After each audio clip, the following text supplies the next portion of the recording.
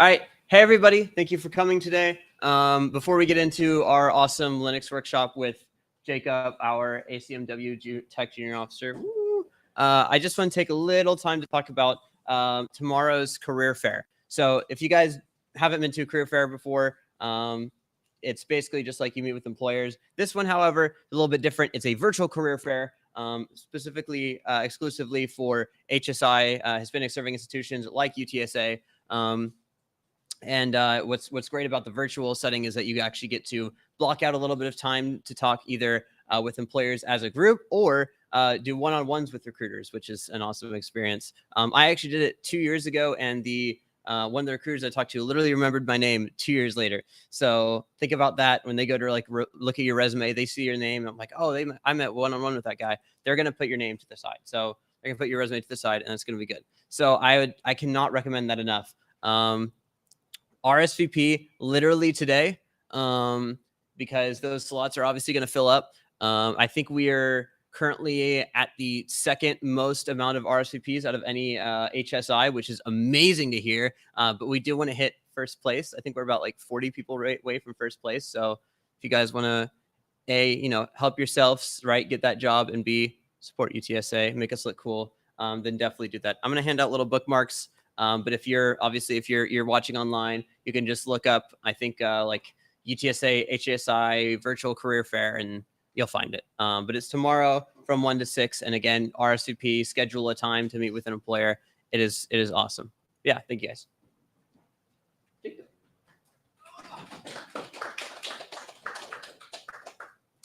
Hello, y'all. My name is Jacob Ellerbrock, junior computer science, contract and software engineering. I ran Intro Tech 2 weeks ago. I'm here doing it again, apparently, because y'all liked it so much. I don't know about that. Anyway, here's some information on the screen right now. If y'all are just arriving, just some basic stuff. Just start with the terminal. You have about usually three options when it comes to using the terminal to get into a Linux kind of shell. You can go through the Fox servers, which is UTSA provides through the command is right here. You want to replace your ABC123 with your actual ABC123. Run this command in the terminal, and then you will get prompted with a password. Or if you want to more use Linux throughout the rest of your life, you can download, if your Windows at WSL, Windows Subsystem Linux, to basically get a Linux distro inside your own computer, and you basically be running two operating systems at the same time. I highly recommend this, but if you're new to Linux and just want to try it out, I highly recommend doing it Fox servers. And Mac, they already have a sub-branch of Linux called Unix, so you should be fine using your normal terminal. And any other OS, use the Fox servers. I suggest getting a Windows or Mac in the future. You join our Discord. I guess that's all. So before we start, please you can scan this QR code to get credit for ACM. You can come to 7 meetings, get 7 event credits, and you'll be invited to our banquet, and you have the chance to get free swag.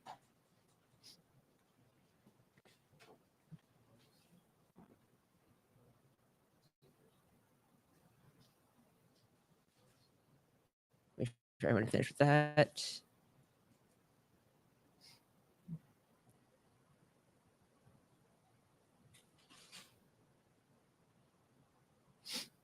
Oh, yes. Does it matter if you do it through PowerShell or not? It does not matter.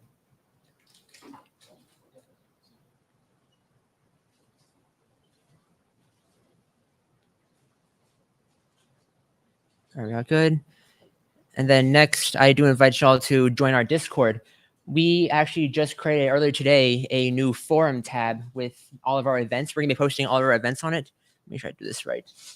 There we go. Here's the tab. Oh, where is it? Our new Discord forum event log. You can now click on these. All these events will be listed in the Discord on this event log tab. And here's our first one. I do invite y'all, if y'all are too shy to speak on in person, you can ask questions here in the Discord. I'll be checking it periodically. And then at the very end, I will be posting a summary or synopsis of this event. So if you end up not taking notes but want to look back at this information, you can check this event log and it'll be there. Also, I'll be sending links out through this Discord. So unless you don't want to type it out, or I should probably put me posted, you can go to the Discord to get the link on your computer. It'd be much easier. I feel bad about the last workshop making y'all type in all the URLs. I don't want y'all to do that anymore. So you can come through here. I'll post all the links here. That's the Discord. And I think we are ready to get started. Terminal. Sorry, give me a second. All right, so first, I'm going to start with what is Linux? Linux is an operating system commonly used for customization and efficiency. Imagine having your Windows or Mac computer, but there's a very minimal visualization. I know this may appeal to many, but the positives are quite plentiful. You will find that things do run way faster and there's much less visual clutter. For example, I can start a Vim right now and it'll launch like that, whereas launching IntelliJ or Eclipse, you're gonna probably waiting for maybe a little over a minute for everything to load, which whenever you're like trying to quickly code something that's on your brain, you can easily launch this up. I bet half of y'all currently have messy desktops and countless tabs open containing 4 or 5 IDs. I already looked at some of y'all's computers. Y'all have like 200 windows open with a very cluttered desktop. I don't like that. I honestly used to be like that before I figured out what made how the command line ran, and it runs whatever I want. Now I use the command line to do all of my coding assignments and would totally switch fully to Linux if I honestly didn't play any games, because I just enjoyed Linux so much more. The reason why I want everyone to learn Linux is due to its endless possibilities. As y'all saw earlier, I made a custom command to display this QR code. Imagine everything you could do if that's just the tip of the iceberg. I also believe it's important for everyone to learn the basics of the command line because it's just good knowledge to have, especially if you're pursuing the CS degree. I know there are classes where y'all do have to learn the command line. I don't know if some of y'all are taking programming 2 right now, but I think y'all are actually veering away from the command line. But C is generally has to be compiled in the command line. And then in future classes like systems programming, operating systems, you will need to know a decent bit about the command line. So it's just a good place to start. These are all things that you may have been taught or haven't. So I hope that I can start something in you all to basically learn more about everything in the terminal and what the command line can do for you. Oh. So now we're going to get started with what's called a shell. The command line basically runs what's called a shell. It runs commands for you. As we saw earlier, I can type the command in Discord and it will print out a QR code. This is what the shell is inside of. The most basic shells that I personally have seen is bash and ZSH. The bash is what Fox servers have, and that's what they default with. It's also what is defaulted inside the WSL. Bash stands for Born Again Shell. Inside of bash, you can script, which means writing a sequence of commands to be executed, which you will also learn more in systems programming. It is also what is known as an interactive shell, meaning that you can interact with the shell, you can type in a command, and it'll print out a response in real time. The Fox servers, yes, again, this is what the Fox servers have. I think you can change it, but I think you might need to have special permissions to do it. So ZSH or Z shell, which is what I personally recommend, and once everybody uses bash a little bit, I recommend that everybody switches to ZSH shell at some point. ZSH is a extension of bash, allowing for more customability, ease of access, and the quality of life features. This is the shell I personally use. The main features are easier tab completion and spelling correction. There's also a back. So now some of the basic commands that I think y'all are excited to learn about. All this stuff can be run in bash or ZSH. Is everybody okay connected to the Fox servers or has some sort of like Linux command line open? All right. So the first command we're going to look at is echo. So basically echo echoes out anything that you type. For example, our basic command, hello world. It's going to print out hello world. There's really not much to it other than that. Now, I'm going to go into a little more of like what makes Linux. Imagine you're in your file explorer. You have a whole bunch of folders and files inside your directories. Or directories or folders are basically interchangeable. I'm going to call them directories. Linux calls them directories. But imagine a directory is a folder, essentially. Directories contain files or other directories. For example, there will be like a tree of these directories. Make directory. Actually, I'm going to connect to the Fox servers real quick. So right now, there's usually nothing in your directory. But to make a directory is make directory mkdir. That's how you make a directory. And then you name it whatever you want. So we'll name it intro tech for now. So you run that, and then it makes a directory for you. Now, if you want to enter that directory, you can do cd or change directory. This is how you would enter a directory to access whatever's inside of it. So we'll enter that name ITT, and we'll go into that directory. You can see right next to here the tilde/ITT. This is your file path. Tilde means home directory. If we go back to that echo command, you can echo $home, and this will be your home directory that tilde points to. You can change this directory in the future. I'll probably go over that later. But this is where tilde will always point to, is your home directory. So right now we're in tilde/ITT. To go back a directory, so I'm going to go back to the home directory, you can do ... Stands for previous directory than you currently are. So in this situation, this will point to our home directory. If we go back to ITT, make a new directory, it's like call it test, and then go into it. What would happen if I type cd ... What directory will I be in? Can anybody answer that? Yeah, ITT. Or we'll be in ITT. Is this all making sense so far? Basically, Linux is a compilation of directories and files. Directories can store files. You can navigate through directories with cd and make directories with make directory. Now, I'm sure you saw a command before that I just used ls. This stands for list contents. So I can do ls in ITT. You'll see there's the test directory right now. If we go back to the home directory, you have the ITT directory. We can make a new directory, test ITT, make directory, school. We're going to make a whole bunch of directories, and then we ls or list them all. You will now see that all the directories that are currently in this folder. This is a basic way to visualize what you have in your directories, and we'll get the files soon as well. One more thing I forgot to mention about cd is that you can do a path. You can do multiple arguments to jump to a certain directory. For example, I can do ITT/ and then test. This will jump me through the ITT directory into the test directory. You can see it brought me right to the path that I specified. You can also combine this with the double dots. So I can go previous directory again. Now I'm in my home directory, and then I can go to another one, say school. And it brings me from test to ITT, ITT to home, and then home to school. It's pretty much a shorthand of how to jump from directory to directory when you know your paths. Now, there are these things called command flags, which can change the output of how your commands run. For example, we'll start with ls. ls-l, this is how you do a flag. You use the dash, and then you put a flag afterwards. So -l, ls-l will list your contents. I'm going to go to the home directory real quick.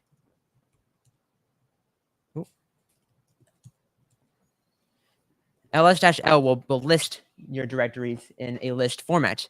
So you can see the list of the directories ITT, school, and test ITT. But now it's in a list format containing a whole bunch of metadata about it.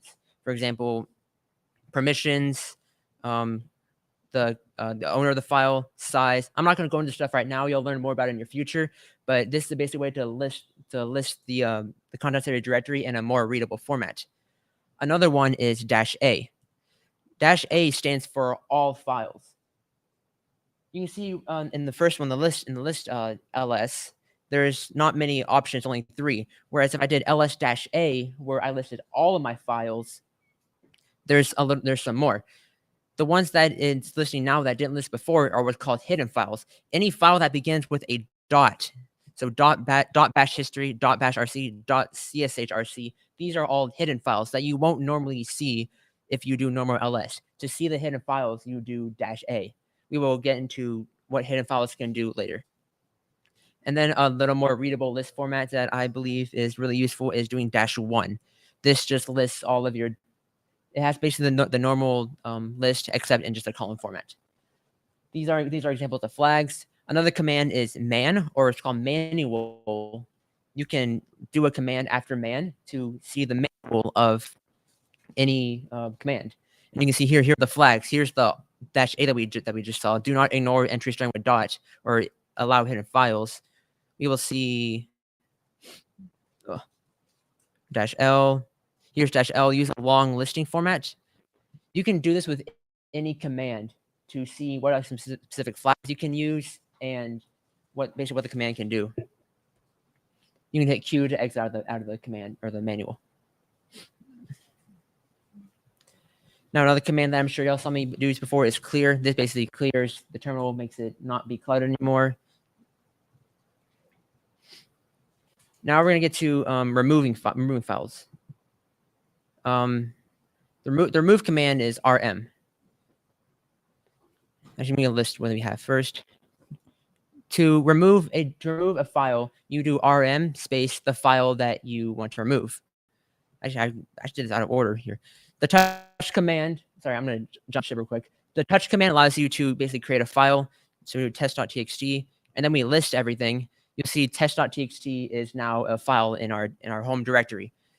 And then back to removing it, you can remove the test.txt by just doing test.txt, remove test.txt. And now if we list everything again, it's gone. To remove a directory, you can do rmdir for remove directory. This allows you to remove an empty directory by typing the name of the directory afterwards. You can see if we list everything again. Test ITT is gone. We're going to go into the ITT folder right now, and then list everything. Go into the test folder, and let's make some files saying ABC1, ABC2. Let's say we go back out into the ITT directory, list all the contents. They want to remove this test directory. We do our remove directory and we try to test. It's going to fail saying directory is not empty. RMDIR can only remove empty directories. A way around that is you can go into the test directory and remove every single file one by one, but that takes a little too long. Instead, we can do use the flag -r for recursively. rm-r will remove anything recursively, which means it will go into the subfolders and remove everything.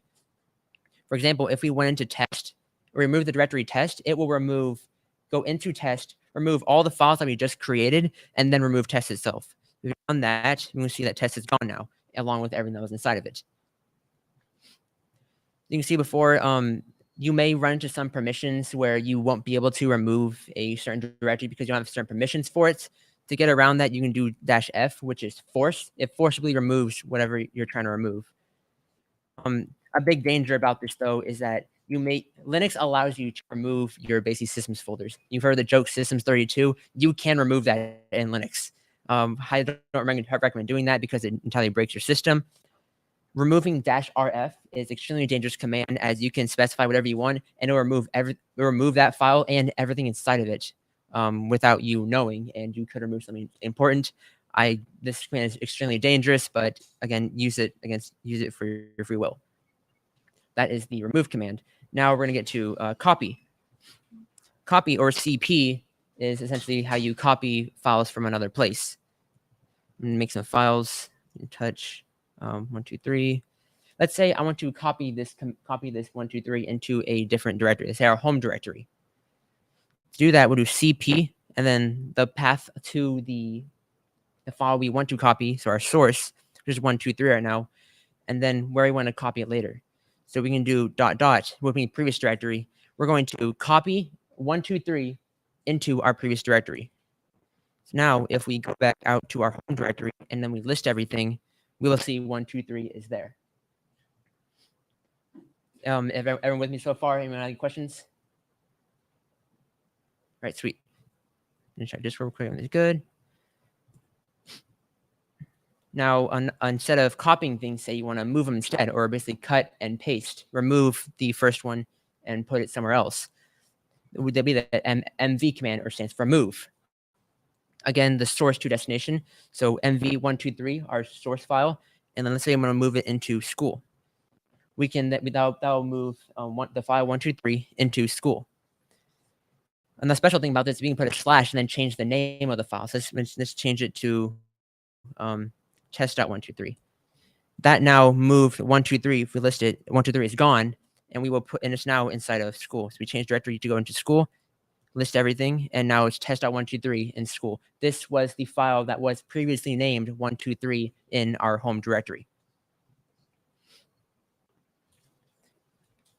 So now the scary part about the terminal is this this amazing tool called Vim. Vim is, I'm sure y'all have heard of, is a text editor, which is basically it displays in the command line. To launch Vim, you can do Vim space whatever file name you want. So say blah.c. You now have open. Actually, I'm kind of the file servers. So this is what you will probably pull up is whenever you launch Vim. You don't know how to do anything. You may hit some random buttons. You'll see this little thing called insert at the bottom of your screen.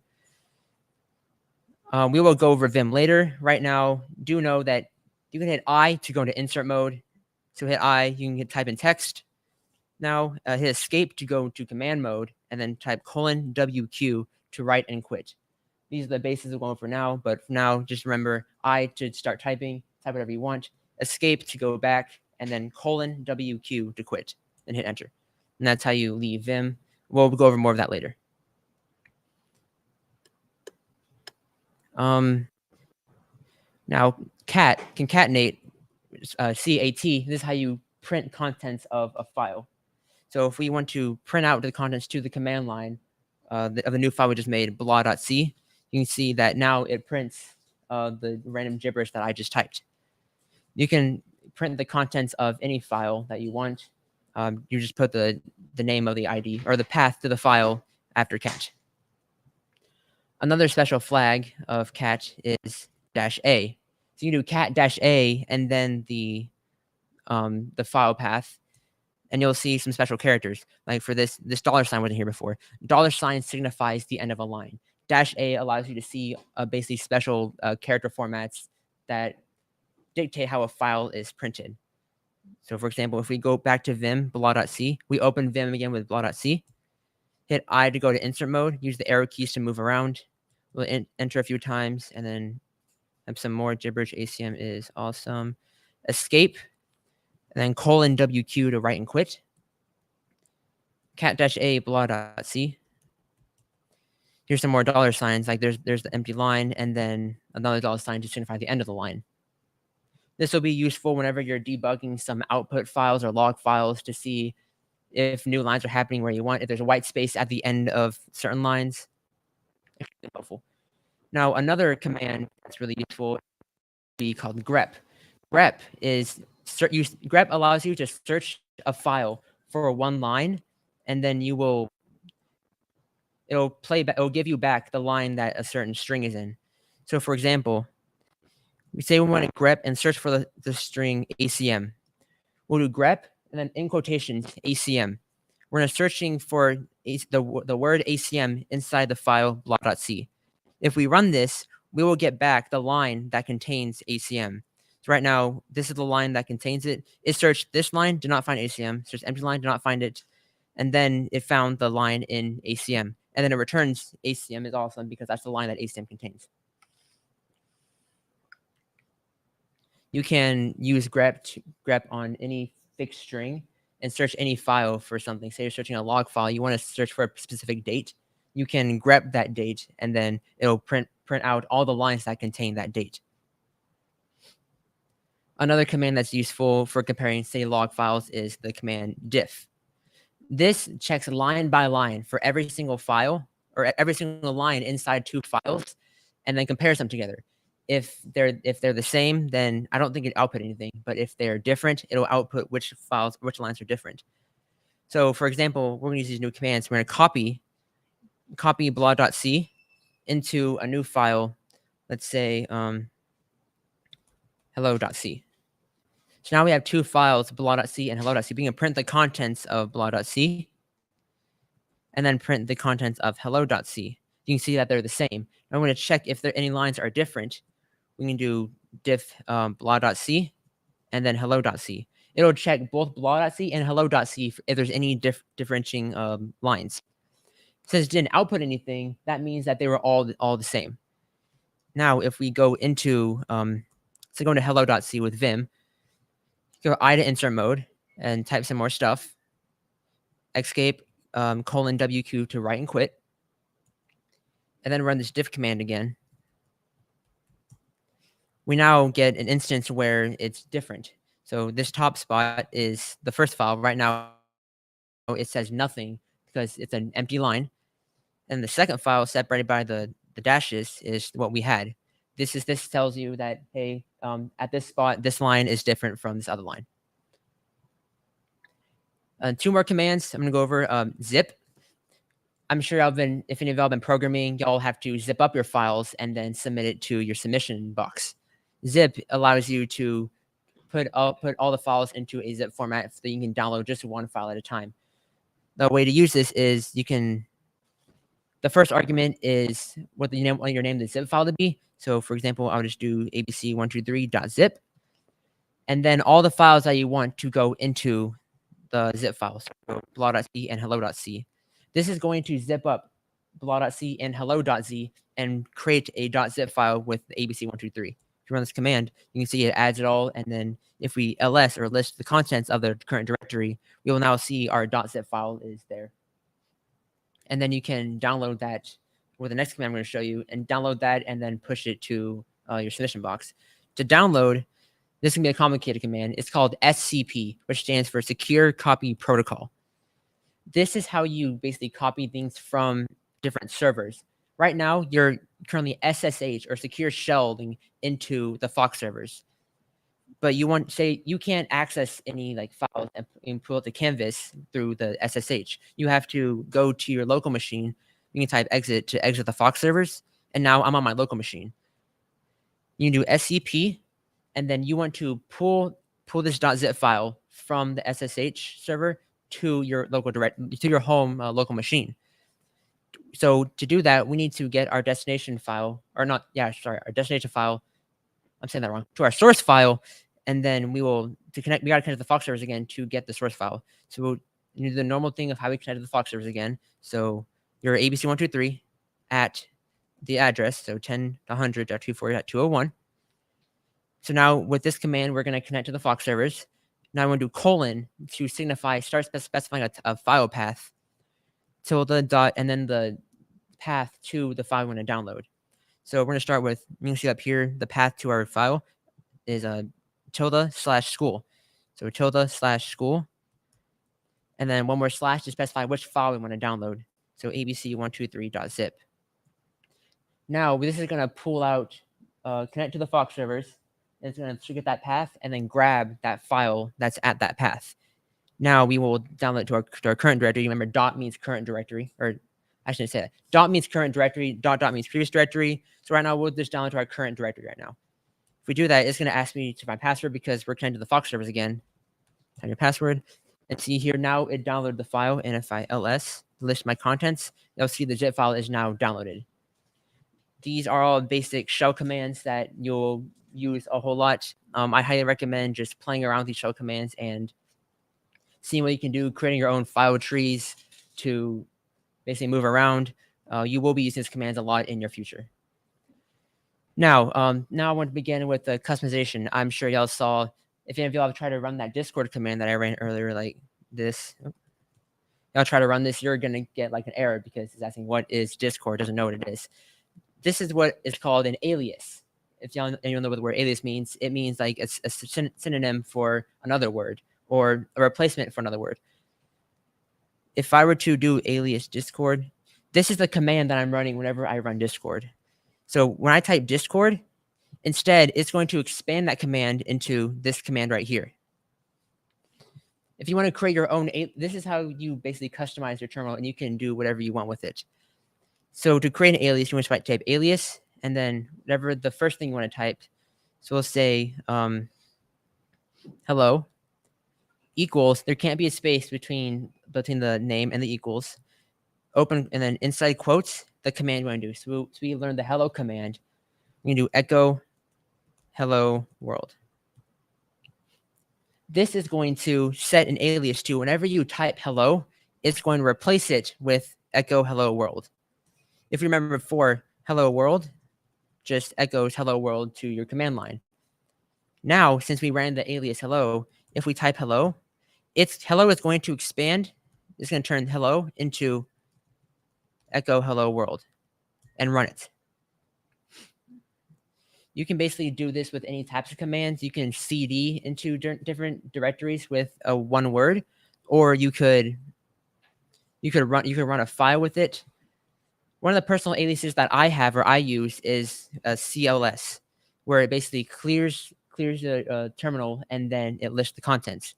To do this, you can do alias CLS equals, then inside quotations, clear for the clear command, and then do and to run multiple commands at once, and then ls. I highly recommend this command because it just makes it so much easier to read. And you type CLS and it'll clear the directory and then run ls. So one thing that I'm not sure if I'll experience yet, but if y'all were to close your terminal now and then reopen it, or you did this on the Fox servers, you exit the Fox servers and then come back, you will see that the aliases don't save. This is because, actually, I'll demonstrate for you. Head to the Fox servers. If we try hello, it's not working. Alias hello equals echo hello. Now if I type hello, it does hello world. If I were to exit the Fox servers and then come back, and I try typing hello again, it's not going to save, because whenever you type an alias, it saves to a variable that gets overwritten every time or it gets erased every time that you close the Fox servers. The way around this is you need to add these aliases on startup.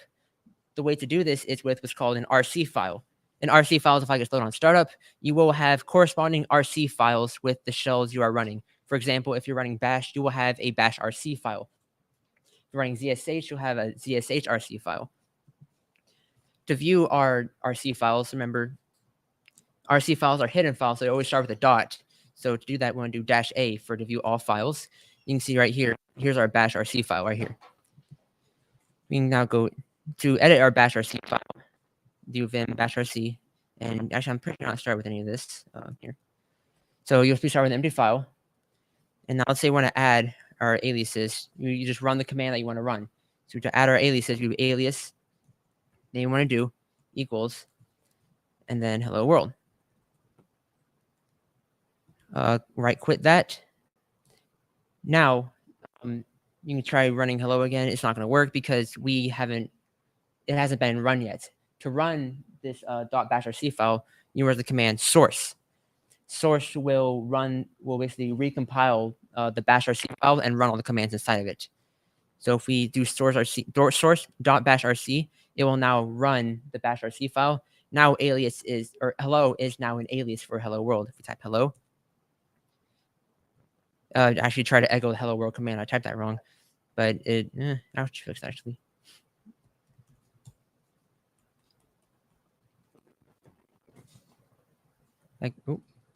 Echo hello world. I forgot the echo. Source.bash RC. Now we try running hello. It's going to replace hello with echo hello world.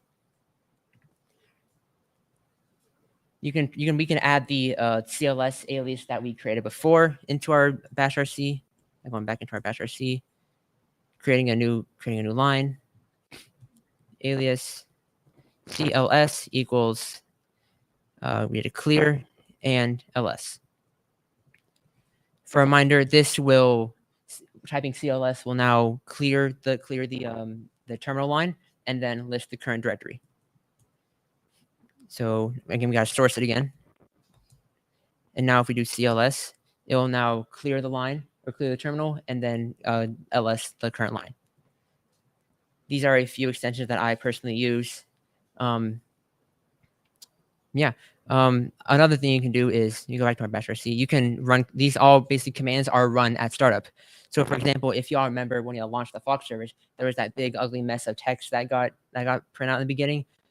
Say you want to get rid of that, you can add the command just clear, and this will it'll run alias hello world. It will add the alias CLS, and then it will clear everything at the beginning. So if we run this source.bash RC, it clears it because it ran the command. If we exit and go back to the Fox servers, it will now do the two aliases and then clear the line. So now we got rid of that ugly mess that was started at the beginning.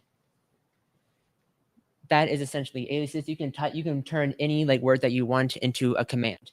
Those commands that we learn, if you want to like navigate to a certain directory with just one word, you can do that. If you want to run any files with one word, you can do that.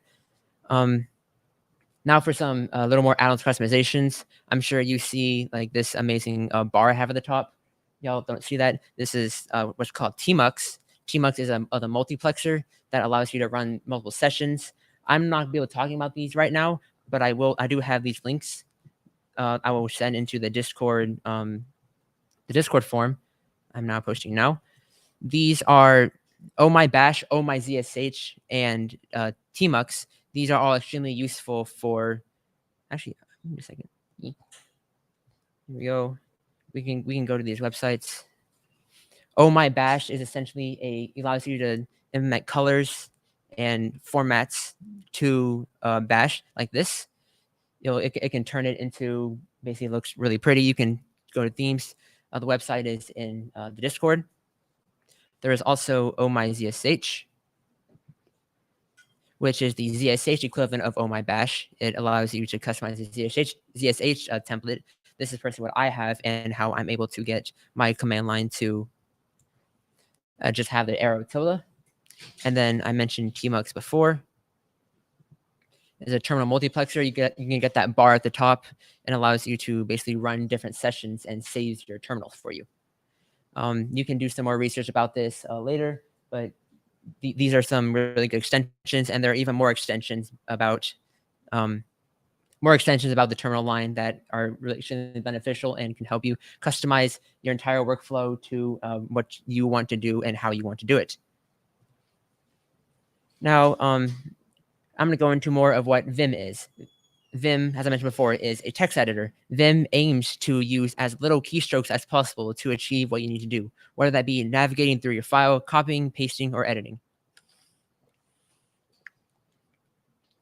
If you really like using shortcuts in other programs, say you use Word and you use Control-S to save, Control-U to undo, or you just like not having to touch your mouse, go move all the way up to the save button, hitting save, and then going back to your keyboard, it saves a whole bunch of movement for you. I highly suggest you learn Vim at least a little bit, because most of what we learned today, if you work on it for a while, you will see a dramatic increase in your workflow.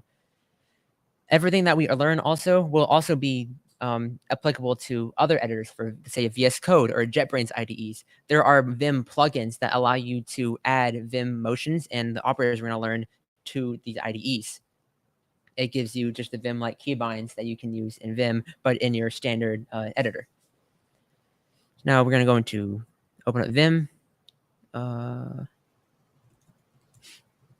to the Fox servers. Let's say I'm going to open test.c. So remember, I had to go to insert mode. I'm going to type some gibberish. So there are basically 3 different modes in Vim that we'll be going over. There is normal mode, which we basically start in. There's nothing in the bottom left. Bottom left will specify which mode we are. As you see, hit I for insert. You now are in insert mode. You can go hit escape to go back to normal mode. You can hit V to go to visual mode.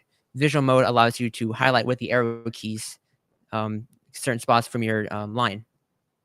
Hit escape to go back to normal mode. I for insert. Actually, let's go back to normal mode.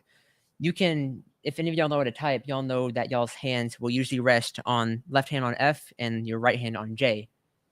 To specify more movement, you can use H, J, K, and L for more movement. For left, up, right, left, down, up, right, respectively. For example, I can hit J and K to go up and down the lines instead of using my arrow keys, and then L or H and L to go left and right. This is an easier way to move through Vim, because your hands don't have to leave like where you're normally typing from. You don't have to move the arrow keys. If you want to move, say, more than just one character, you can hit W and B to go forward a word and then back a word. So W, I can move forwards. B to go backwards. You see, I'm skipping up to the white space of the new character. Another good horizontal movement bind is using F and T. If I were to hit F, I will be prompted with another character, and it's going to move my cursor to the first occurrence of that character. So I hit F and then L. It's going to bring me to the first L in that line. So if I were to go back all the way to the first H in this line, and I hit F, O, it's going to bring me to the first occurrence of O in that line. This is how you're able to move horizontally very quickly if you want to go to a certain character fast. T allows you to go up until that first character. So if I hit T, O, it's going to bring me up to the first occurrence of O, and then one character before. So I can do FL to bring the first occurrence, hit I for instant mode, and then start typing from there.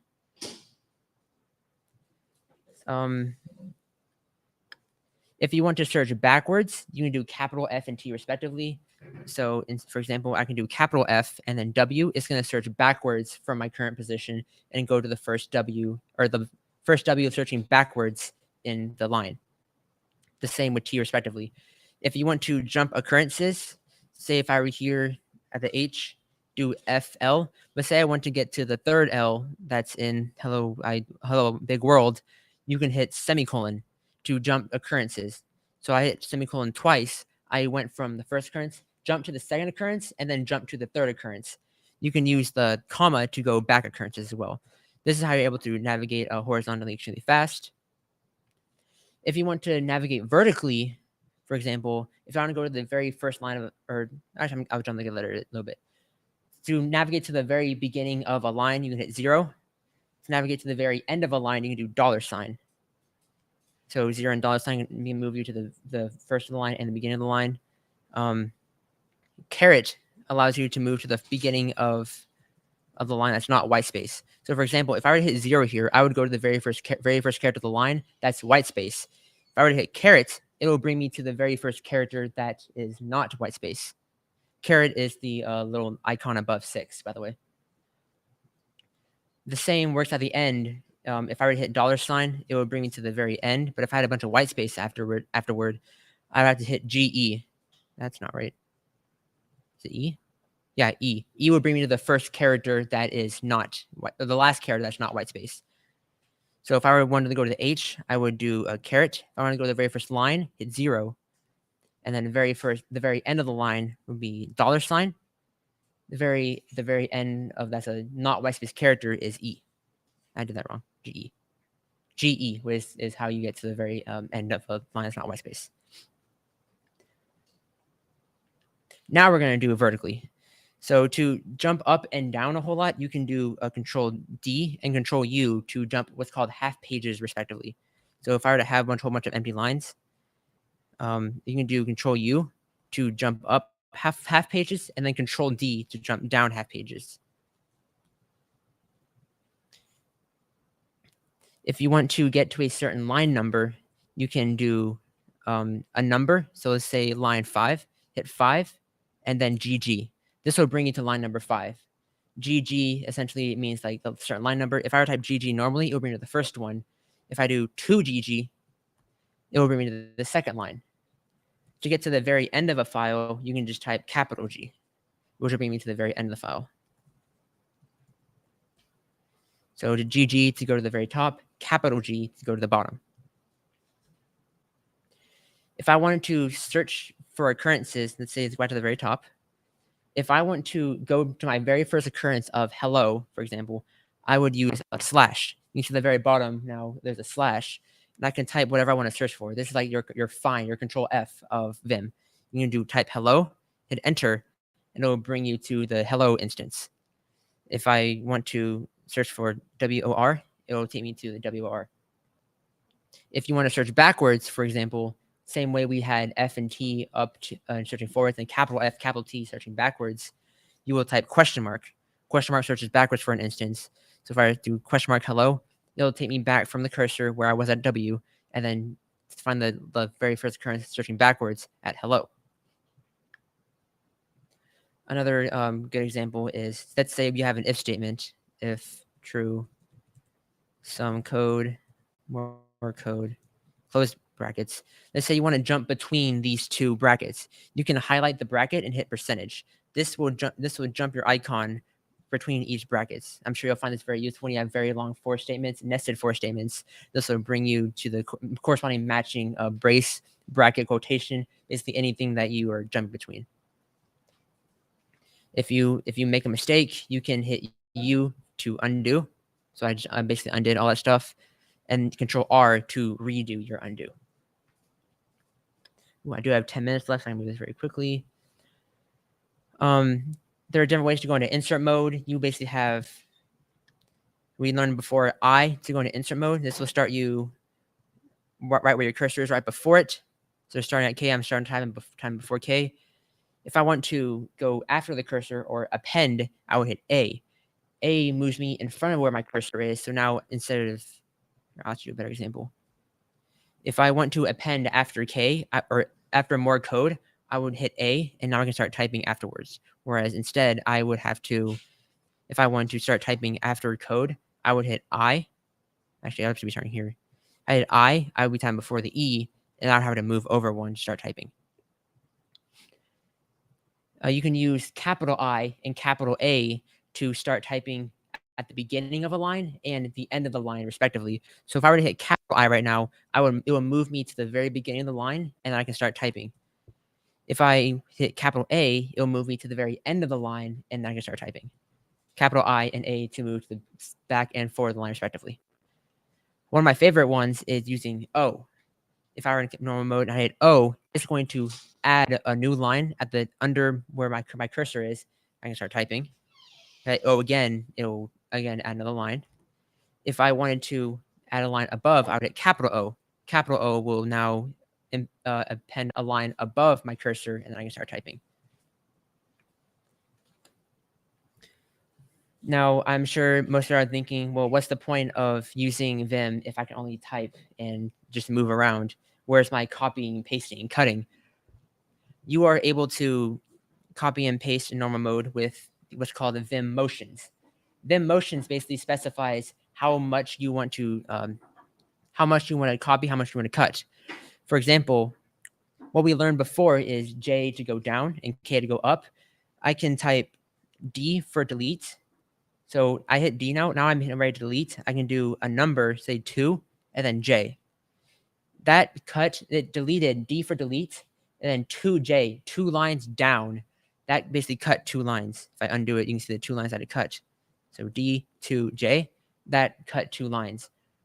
And now I can hit P for paste, and now I can paste the rest of that in.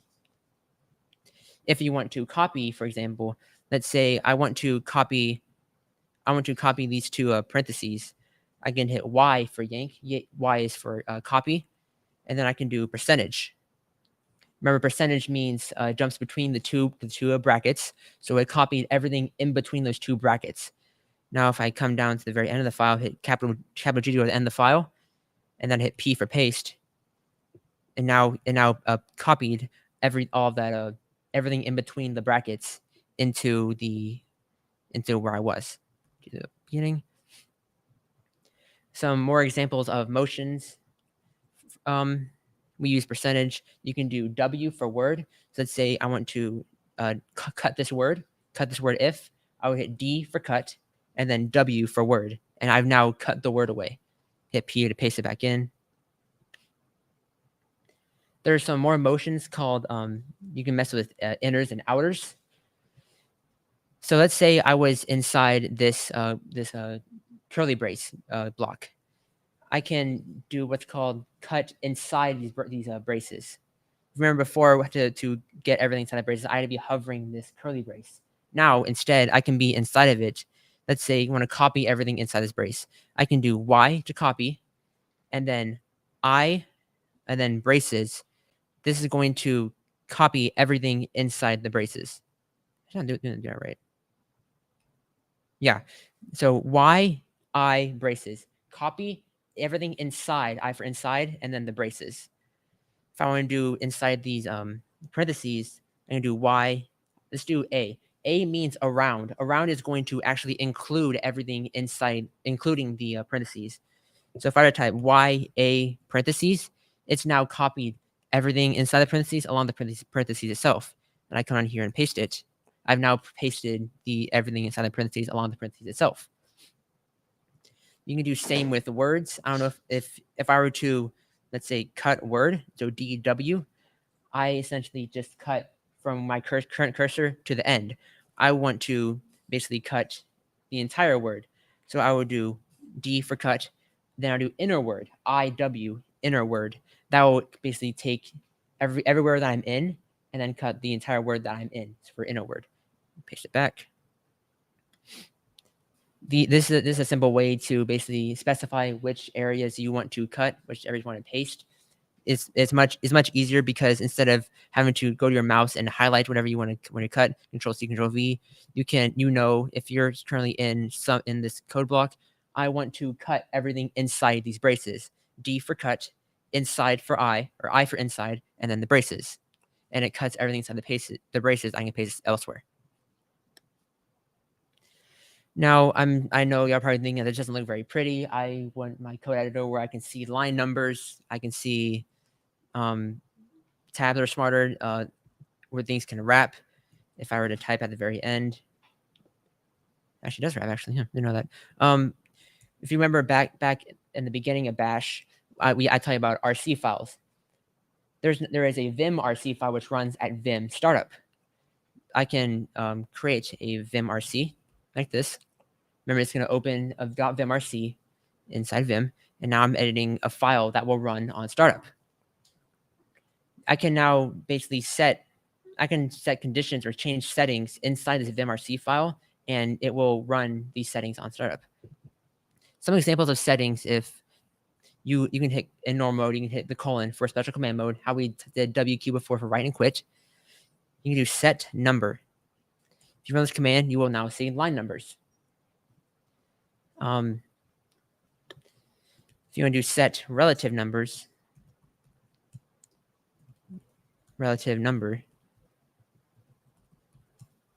you will now see line numbers relative to where you are. So see, I'm now four lines up is this current line right here. But if I were to exit Vim and then come back, you'll see that all these settings are gone. I essentially want to add all these files to the, I want to run these commands on startup so that I'm able to see the numbers at all times. So to do that, we just type the commands that we just ran inside our vimrc file. Now, if we were to save this and then relaunch Vim, it now ran set number, and now it ran set number inside Vim, and now we can see line numbers. There's a whole bunch of different settings you can use. For example, another one I use, you can get O for new line, :set, what is it? Smart indent. Smart indent essentially turns your tabs into spaces. Whenever you hit tab in Vim, it doesn't always print a tab. It prints a tab character, which then Vim then reads as a tab. But whenever you're like reading programs, for example, if anyone's ever dealt with a make file, it can't read like spaces. It has to be an actual tab. Smart indent will actually read that for you instead of actually turn to spaces. That is unfortunately all I'm able to get to right now. I will send some links in the Discord again that talks about more of these commands that I talked about. I have this cheat sheet that I sent in the Discord. It's called Vim cheat sheet here. There we go. If I were to go to this website, this is a cheat sheet that I use that basically talks about everything that I talked about so far, along with some examples. Here's the movements, I for insert mode, the words, the horizontal navigation, and then just a whole bunch of more stuff that I didn't even talk about. A way that I recommend going about in Vim is to only work on a few keystrokes at a time. Me personally, when I first learned that J, K, L, and H moved me into my arrow keys, I was floored. So I only started using H, J, K, and L, and that was it. And then just I for insert mode until I got really good at moving around with those 4 keys. Then I added these insert modes where I hit A, I hit O to go in insert mode in different scenarios. I recommend getting good at a few keystrokes at a time. And then once you're done with those, you feel like you've really implemented those in your workflow to where you can easily you can easily insert a new line and go to insert mode without even thinking about it. Check it off and then just add another keystroke. As you can see, what your hands will stay on your keyboard the entire time. You don't have to move to your mouse, which reduces time coding. Everything is much whenever you're on your keyboard. The muscle memory stays the same.